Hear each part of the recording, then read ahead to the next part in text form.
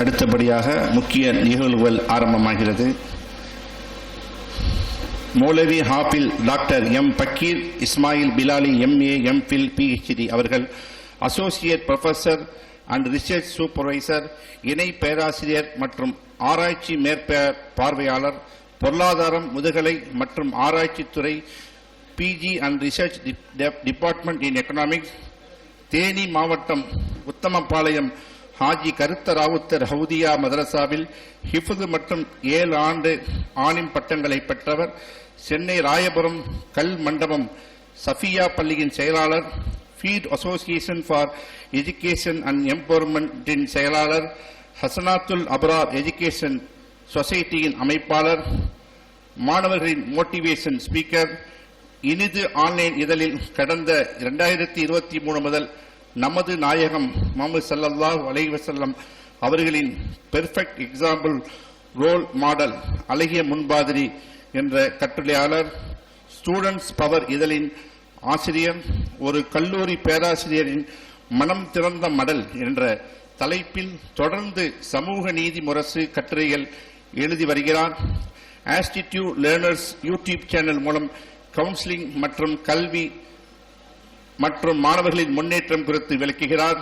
சமரசம் பத்திரிகையின் இஸ்லாமிய பொருளாதாரம் பற்றி தொடர் கட்டுரைகள், தமிழ் கட்டுரைகள், அரும்பு ஜீனியஸ் ரிப்போர்ட்டர் சமூக நீதி முரசு ஆராய்ச்சி கட்டுரைகள் பன்னாட்டு பத்திரிகைகளில் வெளியிடப்பட்டுள்ளது. நாடு தழுவிய மற்றும் பன்னாட்டு மாநாடுகளில் கலந்து கொண்டுள்ளார். மேலும் இவற்றின் ஆராய்ச்சி கட்டுரைகள் சமர்ப்பிக்கப்பட்டுள்ளது. இவற்றுக்கெல்லாம் சொந்தக்காரரான Maulvi Hafil doctor M Pakkir Ismail Bilali MA MPhil PhD அவர்களை ஊக்க உரை ஆற்றுமாறு அன்போடு அழைக்கிறோம். அஸ்ஸலாமு அலைக்கும் வரஹ்மத்துல்லாஹி வபரகாத்துஹு. சொல்லணும்ல, வலைக்கும் சலாம் வரஹ்மத்துல்லாஹி வபரகாத்துஹு. ஓகே, அல்ஹம்துலில்லாஹ். இஸ்லாமிய பாரம்பரியத்தையும் அதனுடைய கலாச்சாரத்தையும் அடிப்படையாக கொண்டு தமிழகத்தில் ஒரு சில இடங்களில் தான் நம்மால் பார்க்க முடியும். பல இடங்கள் அது இல்லை. பொதுவாக வரலாறு பண்பாடு என்பது நம்மளுடைய ரத்தத்தில் ஊர்ன ஒன்று. ஸோ அந்த கலாச்சாரம், அந்த பண்பாடு எதை இஸ்லாம் அடிப்படையாக கொண்டதோ அந்த பாரம்பரியத்திலிருந்து இருக்கக்கூடிய இந்த அதிராமப்பட்டினத்தில் அதுவும் கூட பாரம்பரியம் நிறைந்த ஷம்சுல் இஸ்லாம் நூற்றாண்டை தாண்டி சிறப்புடன் செயல்பட்டு கொண்டிருக்கக்கூடிய ஷம்சுல் இஸ்லாம் சங்கத்தின் மூலமாக ஏற்பாடு செய்யப்பட்டு இருக்கின்ற என்ன படிக்கலாம் எங்கு படிக்கலாம் என்ற இந்த கருத்தரங்கின் தகுதிமிக்க தலைவர் அவர்களுக்கும், ஷம்சுல் இஸ்லாம் சங்கத்தினுடைய தகுதிமிக்க தலைவர் மற்றும் நிர்வாகிகள் பொறுப்பாளர் அவர்களுக்கும், இந்த ஜமாஅத்தினுடைய பொறுப்பாளர்கள், உறுப்பினர்கள் மற்றும் சென்னையிலிருந்து எங்கள் அமைப்பின் சார்பாக வருகை தந்திருக்கக்கூடிய இந்த மண்ணினுடைய மைந்தன் எங்கள் ஃபீட் அமைப்பினுடைய துணைத் தலைவர் ஆலி ஜனாப் ஜஹவர் அலி காக்கா அவர்களுக்கும், எங்களுடைய அமைப்பினுடைய பொருளாளர் ஆலி ஜனாப் மரியாதைக்குரிய இப்ராஹிம் காக்கா அவர்கள் மற்றும் புதுக்கல்லூரினுடைய மாணவர்கள், பேராசிரியர்கள், ஆர்வத்தோடு கலந்து கொண்டிருக்கக்கூடிய மாணவர்கள், அவர்களை உருவாக்கி கொண்டிருக்கக்கூடிய பெற்றோர்கள், உங்கள் அனைவருக்கும் மீண்டும் ஒரு முறை சலாத்தினை தெரிவித்துக் கொள்கிறேன். அஸ்ஸலாமு அலைக்கும் வரஹ்மத்துல்லாஹி வபரகாத்துஹு. இங்கே தலைப்பு என்ன படிக்கலாம் எங்கு படிக்கலாம். அதனால தான் நேற்று +2 ரிசல்ட் வந்துருச்சு. +2 ரிசல்ட் வந்ததுக்கு பின்னால 7ஆம் தேதியெல்லாம் 8th தான் டிக்ளேர் பண்ணாங்க. 7th நம்மளுடைய டென்ஷன்லாம் வந்து பாத்தீங்கன்னா மார்க் எவ்வளவு வரும்ன்றதுல பயங்கர டென்ஷன் இருந்திருக்கும். ஈவினிங்லாம் மகரிப் தொழுதுட்டு டே இங்க வா தம்பி அப்படின்னு கூப்பிட்டா கூட நம்மளுக்கு காலில் விழுந்திருக்காது, அவ்வளோ டென்ஷனா இருந்திருக்கும். ரிசல்ட் வந்ததுக்கு பின்னால என்ன பிரச்சனை அப்படின்னா, என்ன கோர்ஸ் எடுக்கணும், என்ன படிக்கணும், இது சார்ந்த சில விஷயங்களை அதை ஆர்வத்தோடு வந்திருக்கிறீங்க. அதுக்கு நம்மளுடைய பேராசிரியர் முனைவர் அன்சர் சார் அவங்க PPTல ரொம்ப தெளிவான முறையில் என்ன படிக்கணும், எங்க படிக்கணும், அந்த விஷயங்கள் எல்லாத்தையும் தெளிவுபடுத்துவாங்க.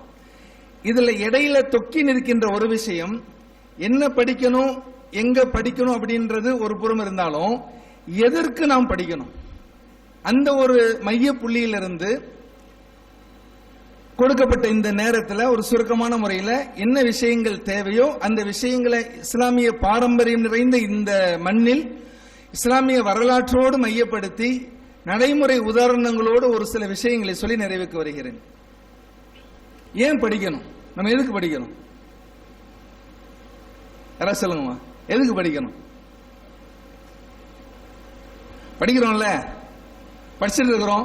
பிளஸ் டூ முடிஞ்சிருச்சு, காலேஜ் படிக்கிற பிள்ளைங்க எல்லாமே இருக்கிறீங்க. அதுக்கடுத்து காலேஜ் சேர்ற பிள்ளைங்க இருக்கிறீங்க. எதுக்கு படிக்கணும்? நம்ம அப்படி ஒரு கேள்வி இருக்குல்ல, இந்த கேள்விக்கு விடை தெரியணும்ல. அப்ப இதற்கான அடிப்படை எங்க துவங்குது அப்படின்னு சொன்னா, நாம் எதற்கு படிக்கணும் அப்படின்றத, இந்த விஷயம் ரொம்ப ஒரு ஆழமான சப்ஜெக்ட். காரணம் என்ன அப்படின்னு சொன்னா, இன்னைக்கு பொதுவா ஒரு நம்ம தமிழ்ல கூட சொல்லுவாங்க, ஒரு பொருளை ஒரு பெரிய ஒரு 10 லட்ச ரூபா பொருள் இருக்கு வைங்களேன், நம்மகிட்ட காணா போயிருச்சு. அதுக்கடுத்து ஒரு 20 வருஷமா 10 வருஷமா நம்மளுக்கு கிடைக்கல. அதுக்கடுத்து நம்மகிட்ட கொண்டு வந்து கொடுத்தாருன்னா நம்ம எவ்வளவு சந்தோஷப்படுவோம், எவ்வளவு மகிழ்ச்சி அடைவோம். அதே மாதிரிதான் இன்னைக்கு நம்ம இருக்கக்கூடிய இந்த சமூகம், இன்னைக்கு நீங்க அதிராம்பட்டினத்தில் இருக்கக்கூடிய இந்த சமூகத்தினுடைய அடிப்படை யதார்த்தமாக வணிக சமூகமாக இன்னைக்கு இருக்கிறோம். எல்லாம் பிசினஸ் பண்றோம், ஃபாரின் போறோம், இந்த மாதிரியான அடிப்படையில இருக்கிறோம். இது நிரந்தரமா அந்த காலத்திலிருந்து அப்படித்தான் வந்துச்சா அப்படிங்கறதுலாம் இல்ல. இப்ப சமீப காலங்களாக இது ஒரு வணிக சமூகமாக எல்லாம் ஃபாரின்ல போய் வரணும்ன்ற அந்த அடிப்படையில் இருக்குது. ஆனால் இதற்கு முன்னால் இந்த அதிராமப்பட்டினம் மட்டுமல்ல, முஸ்லிம் பெரும்பான்மையாக இருக்கக்கூடிய எல்லா மண்ணும் பேசக்கூடிய செய்தி என்ன தெரியுமா? இந்த முஸ்லிம் சமூகம் கல்வி சமூகம் தான். அடிப்படையில் இது ஒரு கல்வி சமூகம். அதனால தான் 75 ஆண்டுகளுக்கு முன்னால் கட்டப்பட்ட காதர் மொஹீதீன் கல்லூரியும் சலாஹியா மதரசாவும் இன்னும் அரபு கல்லூரிகளும் இது கல்விக்கான மண் என்பதை பறைசாற்றும் விதமாகத்தான் இன்றும் சிறப்புடன் செயல்பட்டு கொண்டிருக்கிறது. உங்களுடைய கவனத்திற்கு வைக்கிறேன். அப்ப இது என்ன அடிப்படை அப்படின்னு சொன்னா, நம்ம எதை தொலைச்சிருக்கிறோம் அப்படின்னா, கல்வி எங்க இருந்துச்சு, எங்க போச்சு, அப்ப கல்வி எதுக்கு கத்துக்கிறோம் அப்படின்ற இந்த கேள்விக்கு நம்ம முன்னால போகணும். அப்படின்னு சொன்னா, 200 ஆண்டுகளுக்கு முன்னால் இந்த அதிராமப்பட்டினத்தில் ஏராளமான அறிஞர் பெருமக்கள் இதே மண்ணில் வாழ்ந்திருக்கிறாங்க. நிறைய பேர் வாழ்ந்திருக்கிறாங்க. இன்னைக்கு இருக்கக்கூடிய சின்ன பிள்ளைங்களுக்கு வேணா அவருடைய பெயர் தெரியாமல் இருக்கலாம், அவர்கள் வரலாறு தெரியாமல் இருக்கலாம். பின்னால உட்கார்ந்து இருக்க பெருமக்கள், வயதானவர்கள், இன்னும் 60 வயதை தாண்டியவர்களுக்கெல்லாம் அதிராமப்பட்டினத்தில் எந்தெந்த மாதிரியான அறிஞர்கள் பெருமக்கள் எல்லாம் இருந்தார்கள், கல்வியினுடைய கேந்திரமாக அதிராமப்பட்டினம் இருந்தது என்பதை யாராலும் மறுக்க முடியாது என்பதுதான் யதார்த்தம். அப்ப ஏன் கல்வி கற்கணும் அப்படின்னு சொன்னா, இன்னைக்கு நம்ம ஒரு சொசைட்டில இருக்கிறோம்ல, இன்னைக்கு நம்ம ஒரு முஸ்லீம் இருக்கிறோம், இஸ்லாத்தினுடைய அடிப்படையில் ஏராளமான இன்னைக்கு அதிராமப்பட்டினத்தில் காலில் வந்தோம், நிறைய பள்ளிவாசல்கள் எங்க பார்த்தாலும் முஸ்லீம் சார்ந்த பிலால் ரலியல்லாஹு அவங்களுடைய தெரு இருக்குது, நிறைய இந்த மாதிரியான விஷயங்கள்லாம் பார்க்கிறோம். அப்ப நமக்கான அடிப்படை என்ன தெரியுமா? பெருமானார் ஸல்லல்லாஹு அலைஹி வஸல்லம் அவர்கள் உருவாக்கிய சமூக கட்டமைப்பு. அப்ப இங்க புரிதல்ல என்ன இருக்கு அப்படின்னு சொன்னா, சின்ன ஒரு தேக்கம் ஏற்பட்டிருக்கு. அப்ப ஸல்லல்லாஹு அலைஹி வஸல்லம் அவர்கள் குறித்து நம்ம நிறைய பேசுறோம், இது ஒரு பக்கம் இருக்கட்டும். பெருமானார் ஸல்லல்லாஹு அலைஹி வஸல்லம் அவர்கள் குறித்து சகோதர சமயத்தினுடைய தலைவர்கள் எல்லாம் பிரம்மாண்டமா பேசியிருக்கிறாங்க. ஸல்லல்லாஹு அலைஹி வஸல்லம் மாதிரியான ஒரு தலைவர் இந்த உலகம் பெற்றதில்லை, நிறைய தலைவர்கள் பேசியிருக்கிறாங்க. உதாரணத்திற்கு ஒன்று சொல்றேன், மகாத்மா காந்தி தெரியும், நம்மளுடைய father of nation Mahatma Gandhi அவர்கள் ஒரு தடவை சொன்னாங்க, நான் ஏறக்குறைய எல்லா மத தலைவர்களுடைய வரலாறுகள் அந்த ஆட்டோபயோகிராபி வச்சிருப்பாங்க தெரியுங்க, அந்த புத்தகத்தை எல்லாம் படிச்சிருக்கிறேன்.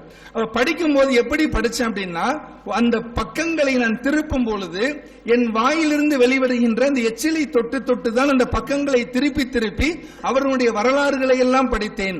ஆனால் நபிகள் நாயகத்தின் வரலாறை நான் படிக்கும் பொழுது என் கண்களில் இருந்து வெளிவந்த கண்ணீரை தொட்டு அவர் அந்த புத்தகத்தை திருப்பினேன் என்று பதிவிடுவார். அப்ப இது ஏன் அப்படின்னா, எல்லா தலைவர்களாலும் போற்றப்பட்ட ஒரு பெருமகனார் ஸல்லல்லாஹு அலைஹி வஸல்லம். இப்படி கொஞ்சம் யோசிச்சு பாருங்களேன், ஏன் ரசூல் ஸல்லல்லாஹு அலைஹி வஸல்லம் இப்படி பேசணும்? எல்லா தலைவர்களும் பேசியிருக்கிறாங்க. ஒரு மதம் சார்ந்து, ஒரு மார்க்கம் சார்ந்து நம்ம பேசுறதுங்கிறது பெரிய விஷயம் இல்ல. இன்னொருத்தனுடைய மத தலைவர்கள், இன்னொரு இதை சார்ந்தவங்க ஏன் பேசுறாங்க தெரியுமா?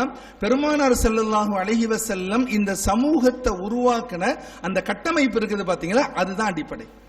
அப்ப ஸல்லல்லாஹு அலைஹி வஸல்லம் எந்த கட்டமைப்பை உருவாக்குனாங்க அப்படின்னா, மக்காவில் இருந்தாங்க, மதீனாவுக்கு போகும் பொழுது இந்த சமூகம் எப்படி உருவாக்குறாங்க தெரியுமா? இந்த சமூகத்தை கல்வி சார்ந்த, அறிவு சார்ந்த சமூகமாகத்தான் ஸல்லல்லாஹு அலைஹி வஸல்லம் உருவாக்குறாங்க. அப்ப அறிவு சார்ந்த சமூகமா ஸல்லல்லாஹு அலைஹி வஸல்லம் இது உருவாக்குறாங்க. ஏன் உருவாக்குறாங்க அப்படின்னு சொன்னா, அறிவுதான் எல்லா பிரச்சனைகளுக்குமான தீர்வு என்பதை இன்னைக்கு நம்ம பேசுறோம்ல, இன்னைக்கு பேசுறோம்ல, இதை 1400 ஆண்டுகளுக்கு முன்பு ஸல்லல்லாஹு அலைஹி வஸல்லம் நடைமுறைப்படுத்தி காட்டினாங்க. அதனால தான் திருக்குர்ஆனுடைய முதல் வசனம் இக்ரா பிஸ்மி ரப்பிக்கல்லதி ஹலக் ஹலகல் இன்சான மின் அலக் ஓதுவோம். இந்த இதுக்கான அர்த்தம் என்ன தெரியுமா? ஓதுவீராக, படிப்பீராக, இது நம்ம கேள்விப்பட்டதான். சரி, திருக்குர்ஆன் என்பது எல்லாத்துக்குமான ஒரு உலக பொதுமறை. அது உலக முடிவு நாள் வர்ற வரைக்கும் அதுதான் இருக்க போகுது, அதுதான் குர்ஆன். இப்ப இந்த குர்ஆனுடைய முதல் வசனம் தொழுகையை பத்தி ஏன் சொல்லல, நோன்பு பத்தி சொல்லல, ஹஜ் பத்தி சொல்லல, ஜகாத் பத்தி சொல்லவே இல்லையே. என்ன சொல்லுது தெரியுமா? கல்வியை பார்த்து தான் சொல்லுகிறது, கல்வியை முன்வைத்து தான் சொல்லுகிறது. எனவே கல்வி என்பது அடிப்படை, அதை வைத்துத்தான் ஸல்லல்லாஹு அலைஹி வஸல்லம் அவர்கள் இந்த சமூகத்தை உருவாக்குனாங்க அப்படிங்கறத நம்ம புரிஞ்சுக்கணும். அதனால தான் ஃபர்ஸ்ட் ஸல்லல்லாஹு அலைஹி வஸல்லம் மதீனாவுக்கு போறாங்க. மதீனாவுல போயிட்டு ஒரு சமூகத்தை, ஒரு முஸ்லிம் சமூகம், இஸ்லாமிய சமூகங்கிற ஒரு சமூகத்தை கட்டமைக்கும் பொழுது, இன்னைக்கு நம்ம கான்ஸ்டிடியூஷன் சொல்றோம் பாத்தீங்களா, கான்ஸ்டிடியூஷன் என்ன சொல்லுவோம், அரசியலமைப்பு சட்டம் சொல்றோம் பாத்தீங்களா, உலக வரலாறுல, இஸ்லாமிய வரலாறுல இல்ல, உலக வரலாறுல முதலாக ரிட்டன் கான்ஸ்டிடியூஷன் அப்படிங்கிறது மதீனா சார்ட்டர் தான், மதீனா கான்ஸ்டிடியூஷன் தான். இந்த அளவிற்கு ஸல்லல்லாஹு அலைஹி வஸல்லம் அவர்கள் ஒரு தொலைநோக்கு சிந்தனையாக ஒரு சமூகத்தை உருவாக்குனதனுடைய அடிப்படை தான் ஏராளமான அறிவுஜீவிகள் உருவானாங்க, ஏராளமான பேர்கள் உருவானாங்க. அதனால என்ன நடந்துச்சு தெரியுமா? எல்லோரும் அதிகாரத்தை நோக்கி போனார்கள். எல்லாரும் அதிகாரத்தை நோக்கி வந்ததுனால இன்னைக்கு நம்ம சமூகத்திலே பாருங்களேன், இப்ப வக்ஃப் மசோதா வந்தோடனே நம்ம வக்ஃப் மசோதா எல்லா இடங்கள்லயும் பேசுவாங்க. அதுக்கடுத்து ஒரு ஒவ்வொரு சமூகத்திற்கான பிரச்சனை வரும்போது அதை பேசுறோம்ல, இது இன்னைக்கு பேசுறோம், நாளைக்கு மறந்துடுவோம், அடுத்தடுத்த கட்டங்களுக்கு போயிட்டே இருக்கிறோம். இப்படித்தான் பல ஆண்டுகளாக இருக்கிறோம். இதற்கான நிரந்தர தீர்வு என்ன? இப்படி இதற்கு ஒரு நம்ம சமூகம் சந்திக்கக்கூடிய பிரச்சனைகளுக்கான நிரந்தர தீர்வு என்ன?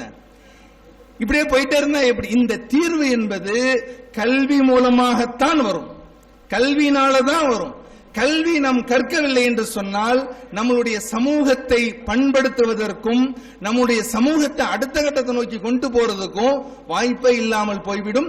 அதனால தான் ஸல்லல்லாஹு அலைஹி வஸல்லம் அவங்க இஸ்லாத்தினுடைய அடிப்படையாக வைத்தது எல்லோரும் கல்வி கற்கணும்.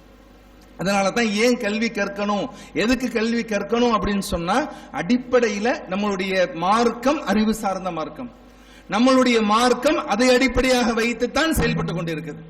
சரி, இது ஒரு இது தொடர்ந்து வரலாறுகள்ல நிறைய விஷயங்கள் இருக்கு, வரலாறுகள்ல நிறைய விஷயங்கள் இருக்கு.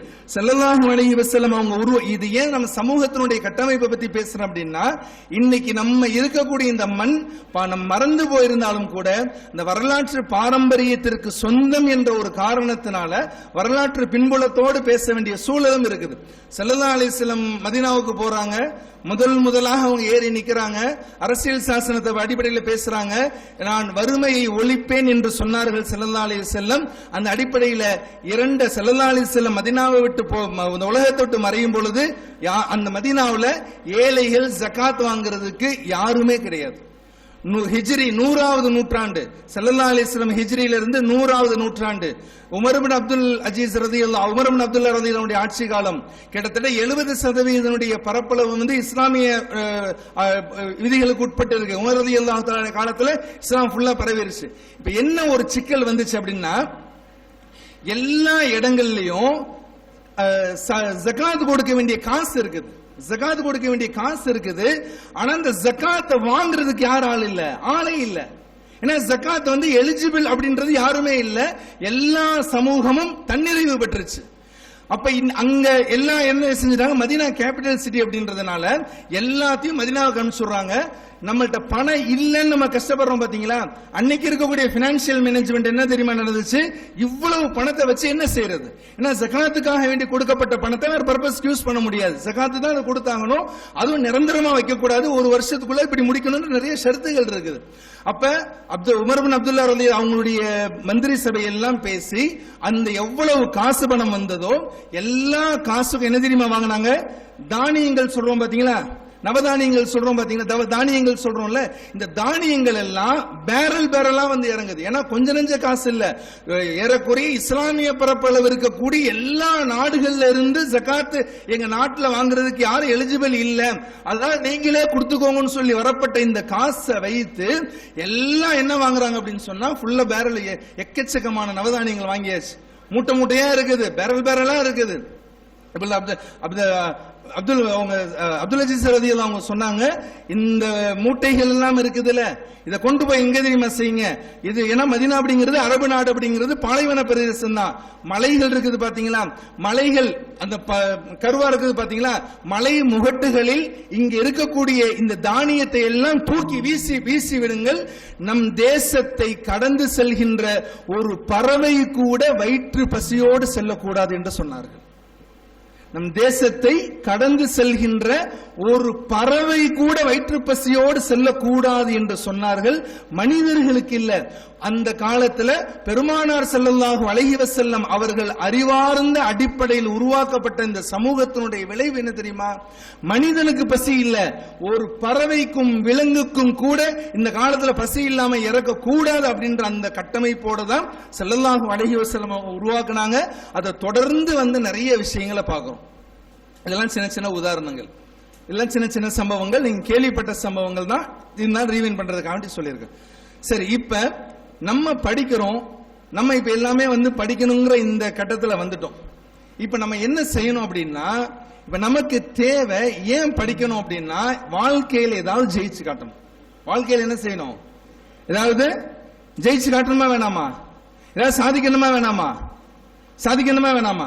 கண்டிப்பா சாதித்தே ஆக வேண்டும். நம்மளால எப்ப சாதிக்க முடியும் அப்படின்னு சொன்னா, எப்ப சாதிக்க முடியும்னா, கல்வி இருந்தால்தான், நமக்குன்னு ஒரு டிகிரி இருந்தால்தான், நமக்குன்னு ஒரு விஷய கல்வி ஞானம் இருந்தால்தான் இந்த உலகத்தில் எதையுமே சாதிக்க முடியும்.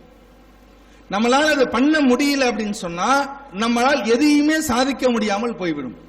அதனால தான் நீங்க எல்லாமே சின்ன பிள்ளைங்க, மோஸ்ட்லி பிளஸ் 10th இருந்து ஆரம்பிச்சு காலேஜ் 3rd year வரைக்கும் இருக்கக்கூடிய பிள்ளைங்க உட்கார்ந்து இருக்கிறீங்க. நீங்க ஒவ்வொருத்தருமே யார் தெரியுமா? இங்க ஸல்லல்லாஹு அலைஹி வஸல்லம் அந்த வார்த்தையில சொல்வார்கள், அன்னாசு மஆதினுன் கமஆதினி ذهب والفضة, ஒவ்வொரு மனிதனும் சுரங்கத்தை போன்று என்று சொன்னார்கள் ஸல்லல்லாஹு அலைஹி வஸல்லம். சுரங்கம்னா என்ன தெரியுமா? தோண்ட தோண்ட வந்துகிட்டே இருக்கும். என்ன சுரங்கம் தெரியுமா? கமஆதினி ذهب والفضة, தங்கம் அதே மாதிரி வெள்ளி சுரங்கத்தை போன்று அப்படின்னாங்க. நமக்குள்ள எவ்வளவு டேலண்ட் இருக்கு தெரியுமா? நம்ம எவ்வளவு நாலேஜபிள் பர்சன் தெரியுமா? ஒண்ணு இல்ல, ஒரு சின்ன விஷயம் சொல்றேன் பாருங்க. 10th படிக்கிற பசங்க யாரு இவங்க?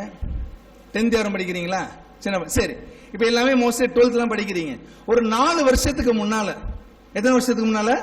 4 வருஷம். இப்ப நீங்க +2 படிக்கிறீங்கன்னா நீங்க 7th 8th அந்த மாதிரி படிச்சிருப்பீங்க.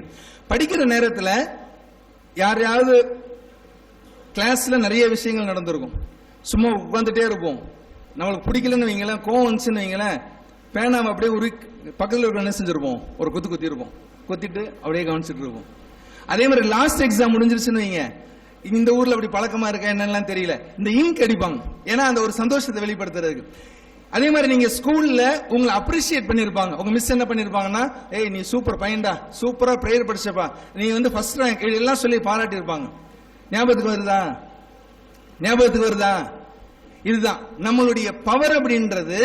4 வருஷத்துக்கு முன்னால என்ன நடந்தாலும் இப்ப உடனே நம்மளால ரீகால் பண்ண முடியுது பாத்தீங்களா? So that is the power of human brain. இந்த பவர் என்ன அப்படின்னு சொன்னா, இந்த சாதாரண இன்ஸ்ட்ருமெண்ட் கிடையாது.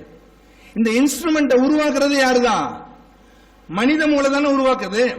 இந்த மாதிரியான 4G 5G இதுல இருக்கக்கூடிய கேம்ஸ் எல்லாம் உருவாக்குறது யார் அப்படின்னு சொன்னா, நம்மகிட்ட இருக்கக்கூடிய மனித மூளைகள் தான் இதை உருவாக்குதே தவிர இதுவா உருவாகல. அப்ப தி பெஸ்ட் யார் அப்படின்னு சொன்னா நம்ம தான். ஆனா நம்ம என்ன தெரியுமா செய்யறோம்? என்னால முடியாது. நம்ம சொல்ற ஒரே வார்த்தை என்ன தெரியுமா?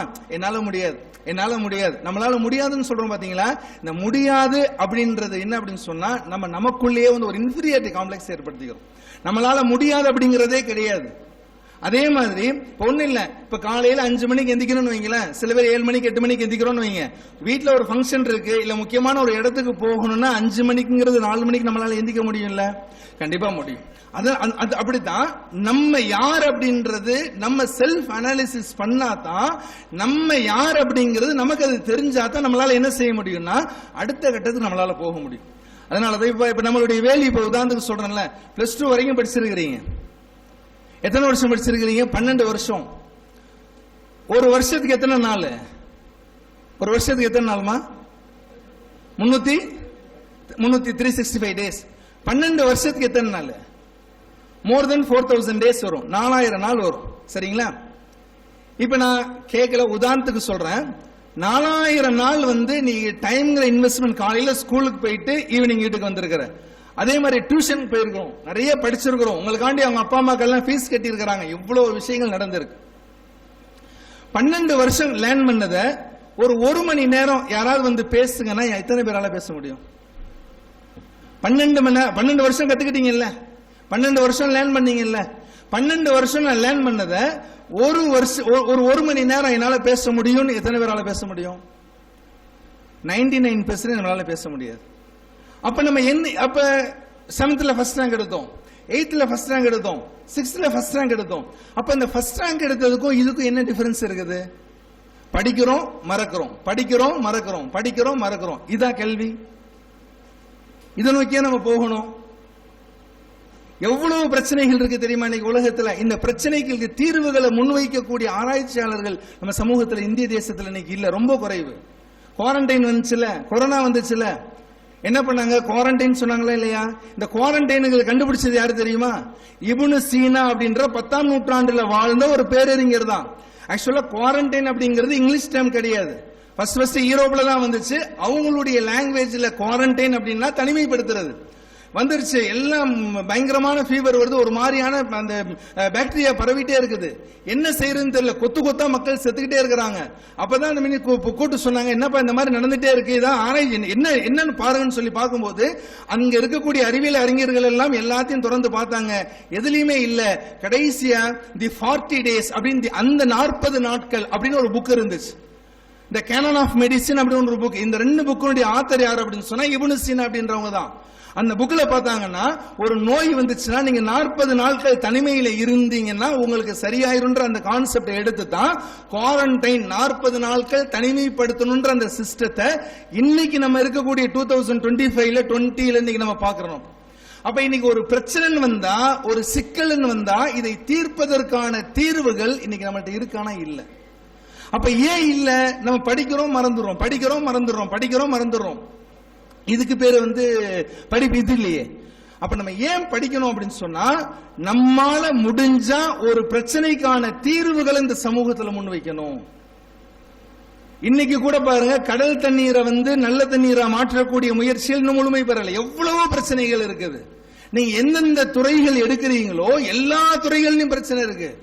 ஒரு பிரச்சனைக்கு தீர்வுகளை முன்வைங்க. ஒண்ணு இல்ல, எல்லாருமே இன்னைக்கு செல்போன் அடிக்ட் ஆயிருக்கிறாங்கல்ல. சின்ன பசங்க பேரண்ட்ஸ் கம்ப்ளைண்ட் என்ன? சார் என் பையன் விளையாண்டுட்டே இருக்கிறான்னு சொல்றோம்ல.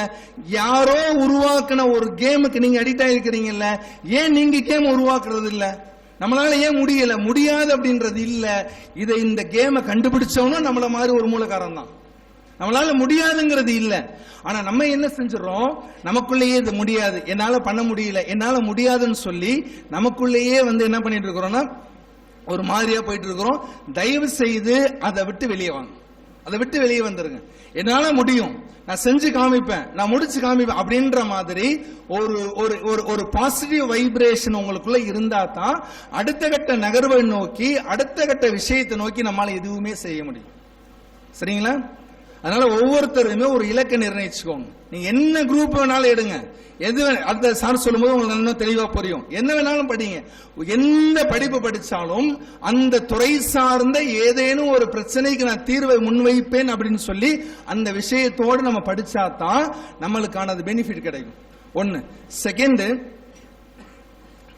இன்னைக்கு என்ன அப்படின்னு சொன்னா, இன்னைக்கு நீங்க எல்லாம் படிக்கிறீங்கல்ல, எல்லாம் எவ்வளவு கஷ்டப்பட்டு படிக்கிறோம். பெரும்பாலும் உங்களுடைய அப்பாக்கள் யாரும் படிச்சிருக்கிறதுக்கான வாய்ப்பு ரொம்ப கம்மி தான். பெரும்பாலுமே முஸ்லிம் சமூகத்தில் பெற்றோர்கள், படிச்ச பெற்றோர்கள் அப்படின்ற அந்த ரேஷியோ பாத்தீங்கன்னா ரொம்ப கம்மி தான். பிள்ளைங்களை எல்லாம் படிக்க வைக்கிறாங்க. என்ன காரணம் தெரியுமா? சரி, நாங்க தான் படிக்கல, நாங்க தான் படிக்கல, என் பிள்ளைங்க படிக்கட்டும். என் பிள்ளை எப்படியாவது படிச்சு பெரிய ஆள் ஆகட்டும். ஏன்னா நீங்க படிச்சீங்கன்னு வைங்களேன், ஒண்ணு இல்ல, நீங்க சொன்ன உதாரணம் தான். ஒரு பாட்டி தன்னுடைய பேத்தியை வந்து ஒரு ஸ்கூல்ல சேர்க்கிறாங்க, ஸ்கூல்ல சேர்த்திருக்காங்க. அப்ப ஸ்கூல்ல கேக்குறாங்க, யாருமா இந்த பொண்ணு புதுசா இருக்குது? அப்ப சொல்றாங்க, நம்ம ஸ்கூல்ல வேலை பார்க்கக்கூடிய ஆயாவுடைய பேத்தி தான் அப்படின்றாங்க. 10th முடிக்குது, 10thல ஸ்கூல் ஃபர்ஸ்ட் மார்க் எடுக்குது. அப்ப கேக்குறாங்க, யாருமா ஸ்கூல் ஃபர்ஸ்ட் மார்க் எடுத்திருக்கா, நல்ல பிள்ளையா இருக்குது அப்படின்னு கேட்டாங்க. அப்ப சொன்னாங்க, நம்ம ஸ்கூல்ல வேலை பார்க்கிற ஆயாவுடைய பேத்தி தான் 10thல ஃபர்ஸ்ட் ரேங்க் எடுத்திருக்காங்க அப்படின்னாங்க. +2லயும் அதே மாதிரி ஸ்கூல் ஃபர்ஸ்ட் எடுத்தாங்க. அப்பயும் கேட்டாங்க, யாருமா இந்த பொண்ணு நல்லா படிக்கிற பொண்ணா இருக்கே, கண்டினியூவா நல்ல மார்க் எடுத்துட்டு வந்துட்டு இருக்காங்களேன்னு கேட்டாங்க. அப்ப ஸ்கூல்ல என்ன சொன்னாங்க தெரியுமா? நம்ம ஸ்கூல்ல வேலை பார்க்கக்கூடிய இந்த ஆயாவுடைய பேத்தி தான் அப்படின்னாங்க. அந்த பொண்ணு படிச்சு படிச்சு படிச்சு ஒரு கட்டத்துல கலெக்டரா போயிருச்சுன்னு வைங்களேன், ஒரு அரசு பதவியை நோக்கி போயிருச்சுன்னு வைங்களேன், கலெக்டரா போயிருச்சுன்னு வைங்களேன், அந்த பொண்ணு கலெக்டரா மாறிடுச்சுன்னு வைங்களேன். இப்ப என்ன தெரியுமா சொல்லுவாங்க, யாருமா அந்த கலெக்டர் அப்படின்னா, இந்த கலெக்டருடைய பாட்டி தான் நம்ம ஸ்கூல்ல வேலை பார்க்குதுன்னு சொல்லுவாங்க. சொல்ல விஷயம் புரியுதா? சின்ன வயசு வர்ற வரைக்கும் பாட்டியை வைத்து அறிமுகப்படுத்தப்பட்ட அந்த குழந்தை ஒரு பெரிய பதவிக்கு போனதுக்கு பின்னால அவர்களை வைத்து இவர்கள் அடையாளப்படுத்தப்படுவார்கள். கல்வி தலைமுறையை மாற்றும், கல்வி உங்கள் வரலாறை மாற்றும். அதனால தான் இன்னைக்கு இந்த சமூகம் அடுத்த கட்டத்தை நோக்கி போகணும் அப்படின்னு சொன்னா, வணிக சமூகம் இந்த இதை தாண்டி அப்பா அம்மாக்கள் நிறைய சம்பாதிக்கிறாங்க, நீங்க அதிகாரத்தை நோக்கி வாங்க. நீங்க அடுத்த கட்டம், நீங்க நல்லா படிச்சு கவர்மெண்ட் ஜாப், பெரிய பெரிய ஜாப்ஸ், நிறைய ஜாப் இருக்குது, நிறைய வேலை வாய்ப்புகள் இருக்கு, அதை நோக்கி வரணும் அப்படிங்கறது தான் இங்க விஷயம். அதனால தான் இன்னைக்கு உங்களுடைய பேரண்ட்ஸ் பெரும்பாலும் ஃபாரின்ல தான் இருப்பாங்க, 90% ஃபாரின்ல தான் இருப்பாங்க. நீங்க சாப்பிடுறீங்கல்ல, இப்ப நீங்க மதியம் ஒரு சண்டே எங்கேயாவது பிக்னிக் போய் எங்கேயாவது வெளியே போய் சாப்பிடுறீங்கன்னு வைங்களேன், எத்தனை வெரைட்டி இருக்குன்னு நினைக்கிறீங்க? 3-4 வெரைட்டி இருக்குமா? குறைஞ்சபட்சம் 5 வெரைட்டி இருக்கும். உங்க அப்பா துபாயில இருந்தாலும் சரி, இல்ல உங்க அப்பா ஃபாரின்ல இருந்தாலும் சரி, என்ன சாப்பிடுவாங்க தெரியுமா? என்ன சாப்பிடுவாங்க? பணக்காரராகவே இருக்கட்டும் உங்க அப்பா, என்ன சாப்பிடுவாங்க தெரியுமா? சாதாரண சாப்பாடு தான் சாப்பிடுவாங்க. தனக்கு சாதாரண சாப்பாடை சாப்பிட்டுட்டு தான் பிள்ளைங்க நல்லா இருக்கணுங்கிறதுக்காக வேண்டி தான் இவ்வளவு கடல் தாண்டி இவ்வளவு தொலைதூரத்தில் போய் கஷ்டப்படுறதுக்கான ரீசன் என்ன தெரியுமா? என் பிள்ளை நல்லா படிக்கணும், என் பையன் நல்லா படிக்கணும். அதனால தான் அம்மா அப்பாவுடைய ரோல் வந்து, நீங்க ஏற்கனவே தான், நீங்க யாருக்காக வேண்டி படிக்கிறீங்களோ இல்லையோ, நீ யாருக்காக வேண்டி படிக்கிறியே இல்லையோ, நான் சமுதாயத்தை காப்பாற்ற போறேன், அதை காப்பாற்ற போறேன், இதை காப்பாற்ற போறேன் இப்படின்ற இந்த ஐடியா, இந்த கான்செப்ட் எல்லாம் விட்டாலும் சரிதான், நீ யாருக்காக வேண்டி படிக்கணும் தெரியுமா? உன் அம்மாவுக்கும் அப்பாவுக்கும் சேர்த்து நீ படிக்கணும். ஏன் தெரியுமா? அவங்க இல்லைன்னா நீங்களே கிடையாது, அவங்க இல்லைன்னா நீங்க கிடையாது. ஒபாமா இருந்தார் தெரியுமா? ஃபாரின்ல எல்லாம் எப்படி தெரியுமா கலாச்சாரம்? 15 வயசு போயிடுச்சுன்னா அவங்க சம்பாரிச்சு அவங்க தான் படிக்கணும். பெரிய பெரிய ஆளா இருந்தாலும் சரி, ஒரு கடையில வேலை பார்த்து அதுல வரக்கூடிய சம்பாத்தியத்தை வச்சுதான் பிள்ளைங்களுக்கு ஃபீஸ் கட்ட, அவங்க தான் ஃபீஸ் கட்டணும். இங்க தமிழ்நாட்டில் இந்தியாவில் அப்படியா இருக்குது? இல்ல இன்னைக்கு நம்ம அம்மா அப்பாக்கள் கஷ்டப்படுறாங்களா இல்லையா? நமக்கு தெரியல. ஒரு நாள் ஃப்ரீயா இருந்தீங்கன்னா உங்க அப்பாவுடைய ஃபாரின்ல இருந்து வருவாங்கல்ல, வரும்போது நம்ம எல்லாம் என்ன தெரியுமா பாக்குறோம்? இந்த வந்துருச்சுப்பா, இந்த சூட்கேஸ் ஓபன் பண்ணா என்ன இருக்கும், எங்க அப்பா என்ன வாங்கிட்டு வந்தார், இதுதானே பாக்குறோம். அந்த சூட்கேஸை பிடித்து வரக்கூடிய கை, உங்கள் தந்தையினுடைய கையை திறந்து பாருங்கள். இந்த தந்தையினுடைய தியாகத்தில் தான் நீங்கள் இங்க உட்கார்ந்து இருக்கிறீங்க.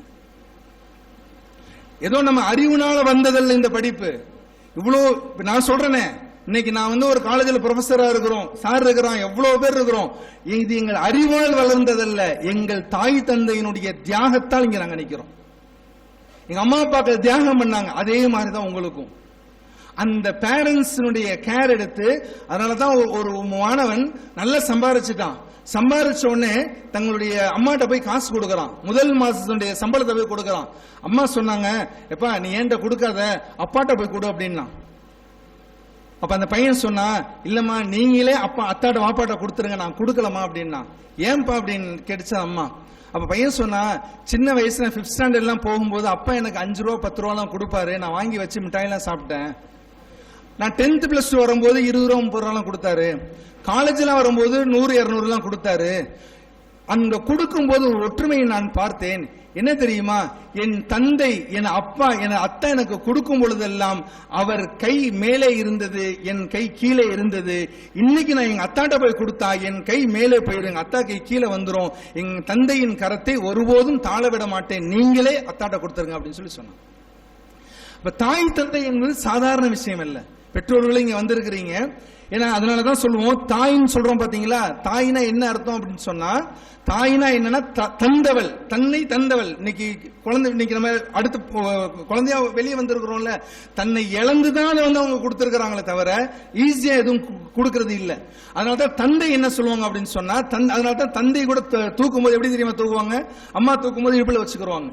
தந்தை தூக்கும் போது எப்படி தெரியுமா வச்சுக்கிடுவாங்க, கையில் இப்படி வச்சுக்கிடுவாங்க.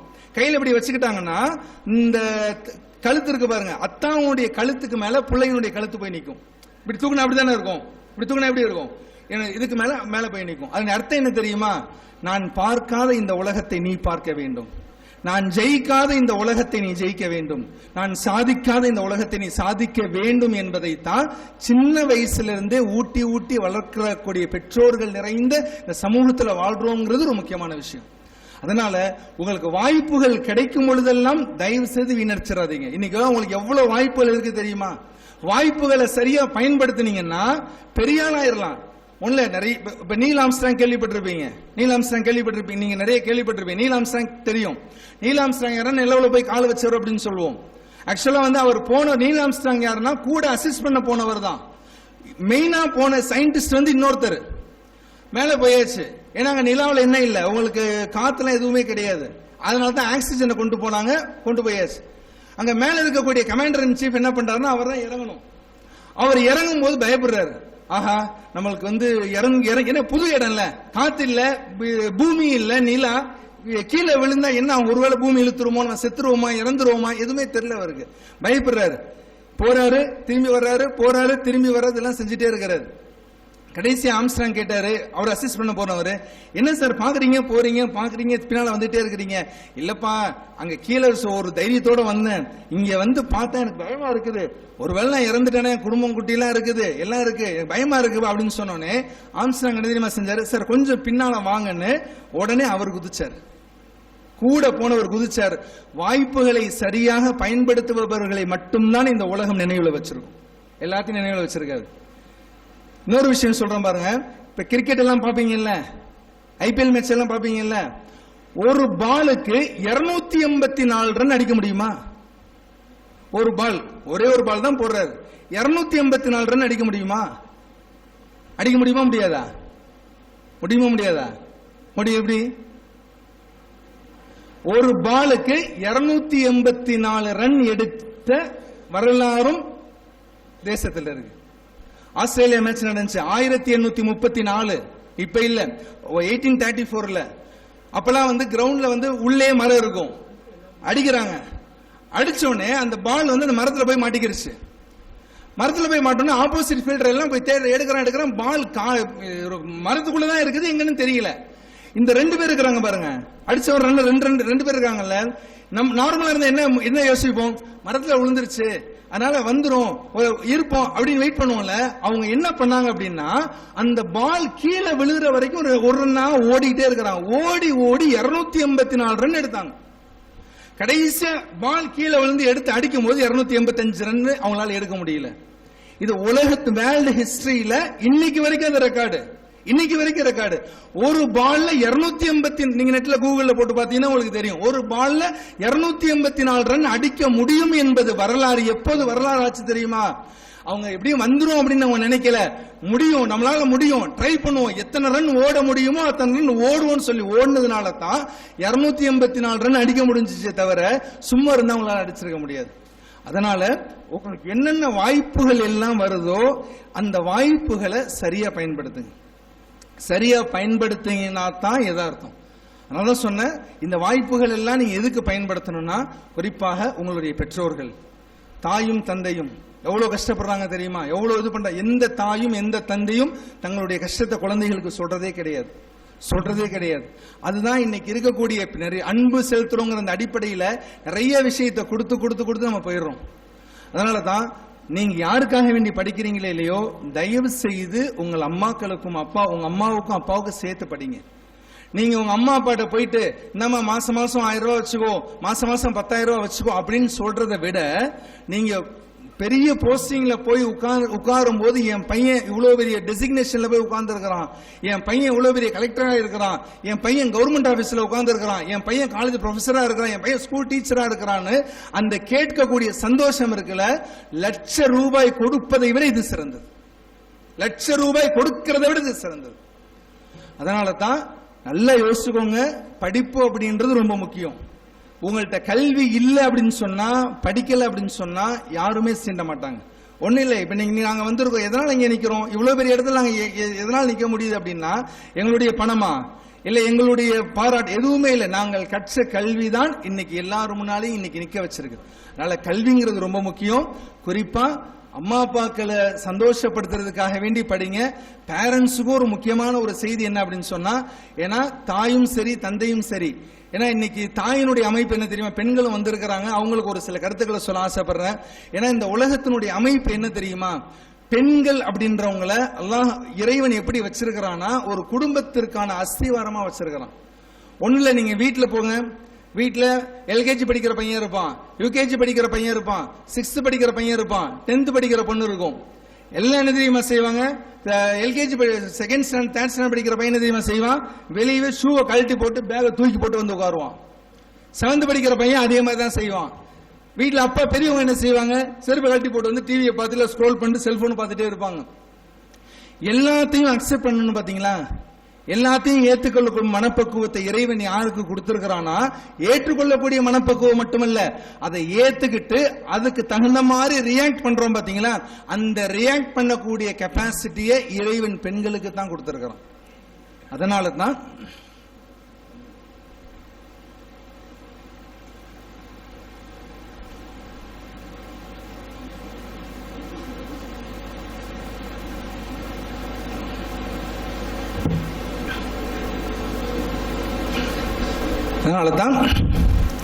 பெண்கள் எப்பொழுதுமே இந்த சமூகத்தினுடைய அஸ்திவாரம் தான். பெண்கள் சரியில்லை அப்படின்னு சொன்னா, ஸல்லல்லாஹு அலைஹி வஸல்லம் சொன்னாங்கல்ல, அல் ஜன்னத்து தஹத அக்தாமில் உம்மஹாத், சுவர்க்கம் தாயின் காலடியில் இருக்குதுன்னு சொன்னாங்கல்ல, அதுக்கு அது மட்டும் அர்த்தம் இல்ல, சொர்க்கத்திற்கு உரியவனாக அந்த குழந்தையை வளர்க்க வேண்டும் என்பதுதான் யதார்த்தம். அதனால முயற்சி பண்ணுங்க, பேரண்ட்ஸ்க்கு முக்கியத்துவம் கொடுங்க. அதே மாதிரி வாய்ப்புகள் வரும்போதெல்லாம் உங்களால முடியுன்ற அந்த நம்பிக்கை இருக்கு. எப்பயுமே ஒரு விஷயத்தை மைண்ட்ல எடுத்துக்கோங்க, எப்பயுமே நெகட்டிவா யோசிக்காதீங்க. ஒரு விஷயம் உங்களுக்கு சொல்ல வருது அப்படின்னு சொன்னா, என்னால முடியும் தைரியமா சொல்லுங்க. ஒண்ணு இல்ல, கிரிக்கெட்டே நம்ம உதாரணம் சொல்லலாம். டபுள் செஞ்சுரி இருக்குல்ல, 200 டபுள் செஞ்சுரி ஃபர்ஸ்ட் யார் அடிச்சா? கிரிக்கெட் ஆரம்பிச்சு பல வருஷமா யாருமே டபுள் செஞ்சுரி அடிக்கல.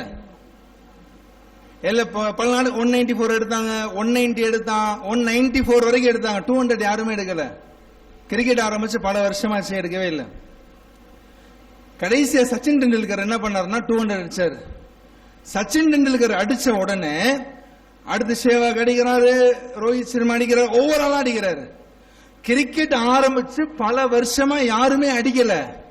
ஆனா ஒரு ஆள் அடிப்பதற்கு நான் இருக்கிறேன்னு சொன்ன உடனே அடுத்த வாரம் அடிக்கிறான் பாத்தீங்களா, இதுதான் வாழ்க்கை. என்னால முடியும், நீ களத்துல இறங்கிட்டேன்னா உனக்கு பின்னால வர்றதுக்கு எல்லாமே தயாரா இருப்பான். நம்மள்ட்ட என்ன இல்ல, அந்த கான்பிடன்ஸ் இல்ல, அந்த ஒரு தன்னம்பிக்கை இல்ல. அதனாலதான் செல்ஃப் கான்பிடன்ஸ அதிகப்படுத்திக்கோங்க. பெற்றோர்களுக்கு சொல்ல வேண்டிய செய்தி, அதை சொல்லி நிறைவுக்கு வர்றேன். பேரண்ட்ஸ் பண்ணக்கூடிய ஒரு முக்கியமான ஒரு விஷயம் என்ன அப்படின்னு சொன்னா, தண்ணி மட்டும்